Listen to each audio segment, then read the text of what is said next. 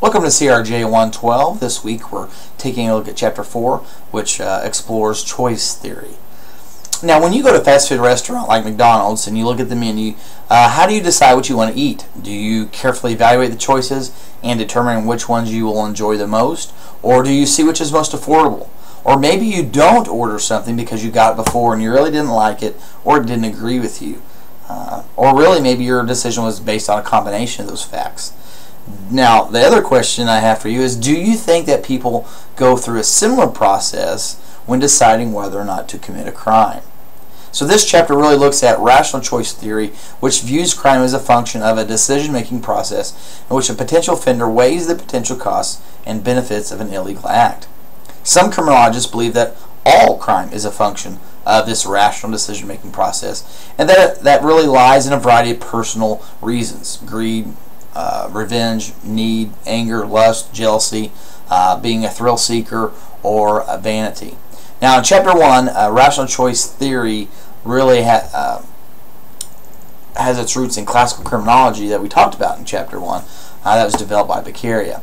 Now, in the 1960s, Nobel Prize-winning economist Gary Becker argued that criminals behave in certain predictable or rational ways when they decide to commit crime. He believed that they engage in a cost-benefit analysis of crime. In other words, they weigh what they expect to gain against the risks that they have to undergo and the costs that they may incur, such as going to prison. He also believed that criminality could be controlled by increasing the cost of crime and reducing the potential for gain. James Wilson, in his book, Thinking About Crime, he observed that people who are more likely to commit crime, they're not afraid of breaking the law because they value the excitement and thrills of crime, or maybe they have a low stake in conformity, and maybe they're also risk takers. He believed that they could be convinced that their actions would be severely punished, then really only the totally irrational would then commit crime.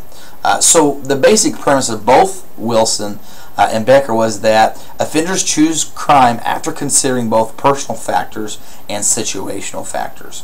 Now, they also evaluate the risk of apprehension, the seriousness of expected punishment, the potential value or benefit of the crime, their ability to succeed at that crime, and then their need for criminal gain. So the decision to not commit crime occurs when the risks outweigh the rewards. Now, according to the rational choice approach, the decision to commit crime, regardless of its substance or what it is structured by, number one, where it occurs, and number two, the characteristics of the target. So let's look at burglary as an example.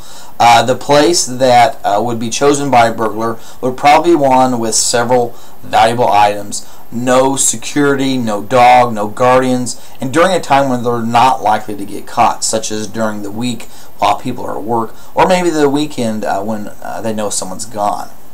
Now, if committing crime is a rational choice, can we control it by convincing potential offenders that crime doesn't pay? Well, there are several crime control strategies that flow from the premise that, criminals do calculate the potential success of committing crime, that they select their targets on the basis of risk assessment, and that they will choose not to commit crime if the risk outweigh the benefits. Some of those that the book talks about are situational crime prevention, general deterrent strategies, specific deterrent strategies, and finally incapacitation strategies. Now, the belief that crime can be controlled by increasing the real or perceived threat of punishment really holds on the premise that the greater the severity, certainty, and speed of legal sanctions, then the lower the crime rate. Now, that belief has also influenced justice policy, such as tough mandatory sentences like the 3 strikes laws, and they've really been created to help control violent crime and drug trafficking because it's assumed that the severity of punishment can control crime. Similarly, the death penalty has been employed under the belief that it can effectively restrict criminality. Now, do you think that policies such as 3 strikes laws and the death penalty are effective in reducing crime, or are there more effective ways to reduce crime than those? Now, to answer that question, you probably have to consider this.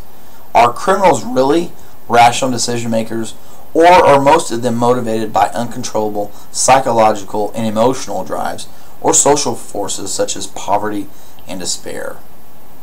Anyway, next week we'll take a look at Chapter 5, which explores trait theories, which involve the view that criminals have certain physical or mental traits that make them different from other people.